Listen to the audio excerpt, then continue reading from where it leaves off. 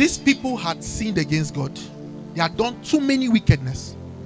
And now it was time for judgment. And guess what happened? Elijah just spoke. Bam. There won't be rain. Immediately started happening.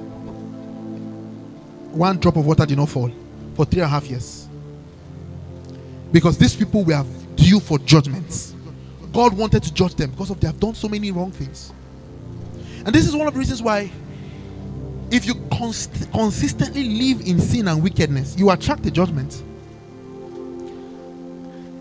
When someone mistakenly sees you and says waka or goodbye you, God forbid, for instance, somebody uses that kind of word, and after some minutes the person, God forbid, your enemy, has an accident, it was not because the person said oh goodbye you. It was because there's a sitting judgment. Are you hearing what I'm saying? I'm showing you what native doctors are using over Christians. People who claim to be Christians, they claim to be prayerful, claim to be sure to God. A native doctor comes out and says you will not marry, and that thing is standing. Why? Elijah said over a whole country, said rain will not fall here, and it was happening. The reason was because there was already judgment on the country. If there is a judgment sitting on your life because of an act of wickedness, and you don't want to take, you are just so wicked to God, wicked to God's people, any small thing.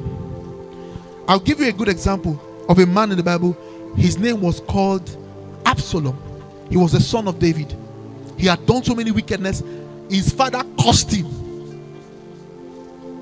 But before his father cursed him, God was already angry with him. His father cursed him. One day he was running to go and do another wickedness. The Bible says, and his hair was caught on the tree, and he was hanging between the heavens and the earth, and nobody could stop him. Did you know what just happened? The father said something like a curse, but that curse only worked because there was a judgment. Are you following what I'm saying? The Bible says, who is he that speaks a thing and it comes to pass, except what? So that is why it is good to be true before God. Listen, there's one thing that can save you. That's why if you look at me, if you tell me, one day something will do you, you curse me, say it will not work. Do you know why? I am perpetually under the throne of grace. I perpetually appear before the throne of grace, and I obtain mercy. I appear before the throne of mercy, and I obtain grace. However you want to put it. What keeps judgment away from the life of a man is not prayer. It's not prayer life. It's not fasting. What keeps judgment away from a man's life is mercy and grace. And mercy and grace is obtained when you appear. How can a whole bus have an accident and they said everybody died, one person survived? What kept that man from that impending judgment was a greater covering. It's called grace. It's called mercy. A bomb blast can happen and one person escapes. What has preserved that person is not that judgment didn't come on everybody. It was because he was carrying mercy and grace. Maybe that guy has an appearance, a constant appearance, and so mercy and grace speaks for him. Whatever you do, appear. I like activities. Even Timothy had activities. He had gifts. I like prophecy. I can prophesy, but I'm very careful that whatever I do, I must appear before the Lord. I don't come before him for rituals. I come before him because I really need him. I really want to be with him. My heart is in the thing I am doing. That's what it means to appear. My whole body, my whole being cries out for the Lord. That's what David said. As the deer pants for the water, so does my soul long for you. Let me tell you something about the human soul. The human soul has been designed in such a way that when you feed it what it was not meant to be fed with, it will temporarily be satisfied, but it will never completely get satisfied. It will still hunger again. Your soul was designed to be fed with God.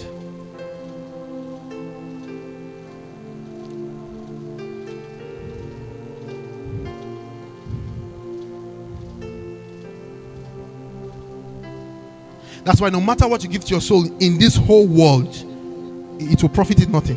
What shall it profit a man to gain the whole world and do what? Yeah. So thing you feed your soul with. Something happens to you right now. You play music. You are just calm for the next few minutes. Something is happening right now. You go and smoke. It will work for a few minutes, maybe a few hours, maybe a few days. You go and chase woman and you fornicate. It will work for a few days. But after a while, the emptiness grows. That's why people go commit suicide. Because there's something. They need something, but they don't know what they need. And they don't know how to get it. I tell you today that the only thing that can satisfy and occupy your soul is God. He was designed that he's the only. Do you know what happened when God created human beings? The Bible says he molded dust and ashes and he breathed into them. And the Bible says the breath of the Almighty has given me life. So the real thing that is keeping you is the breath. Oh my God.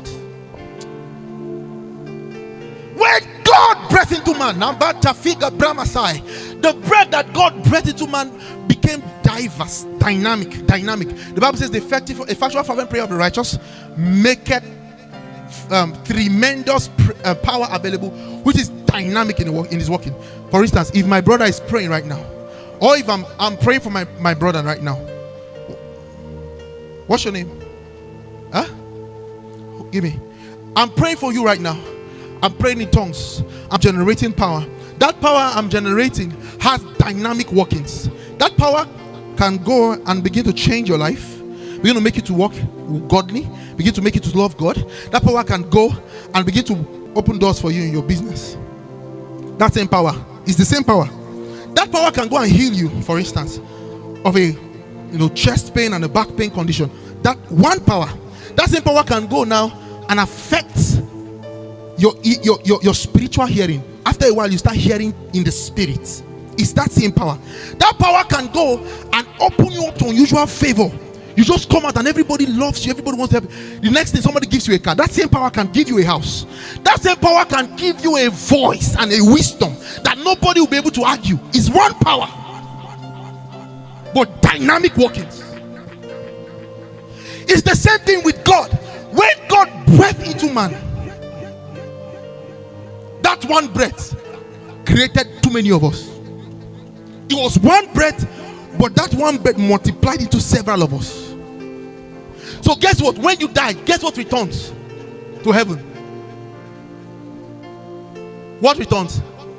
Is the breath, the life that God breathed into you from the beginning. That's what returns back to him in heaven for accountability. It says the breath of the Almighty has given me life. So when God was breathing to Adam, he was actually breathing to all of us. So as Adam began to give birth, everybody was carrying the breath. Are you following what I'm saying? That breath there is what is called the soul of a man.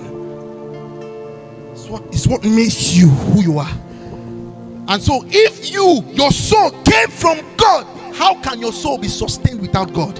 That's why I laugh at people who look at the place of prayer and they feel like we are wasting time. I laugh at people when they see us speaking in tongues and they feel like we are joking. They see us singing in song and they think that we are making caricature of the things that are of God. They think we are foolish. The Bible says, for to the one who perisheth, the things of the Spirit appears as foolishness to him.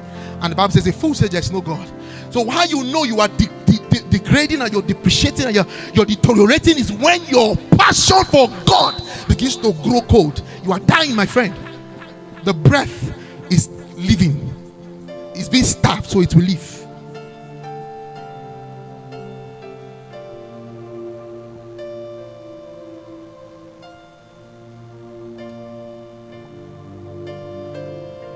Every curse upon anybody's life here, whether the curse was put upon you by your father, your mother, or anybody, that curse is reversed now.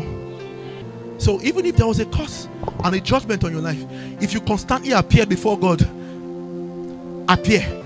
Hebrews 4:16, you are appearing before God, the throne of mercy. The throne of mercy. You're not just singing or doing activities. You are really meaning what you are doing. As you call his names, you really mean it. You are really reaching out to him. Let us therefore be boldly unto the throne of grace. Let us appear boldly. We don't appear because we have been righteous for 1 week. No, we appear because the blood of Jesus gives us access. We don't appear because we've not masturbated. No, we have the problems, but we still appear Why? The blood of Jesus gives us access. Now, when we come before the throne of grace, it says we obtain mercy. Judgment can come at one decree.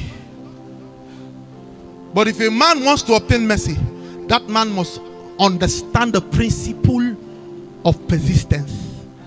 I've told you the difference or the distance between your promise and your performance of the promise is appearance for the Lord. The distance between your promise and the is the grace, the mercy of God on your life. That's what makes the difference.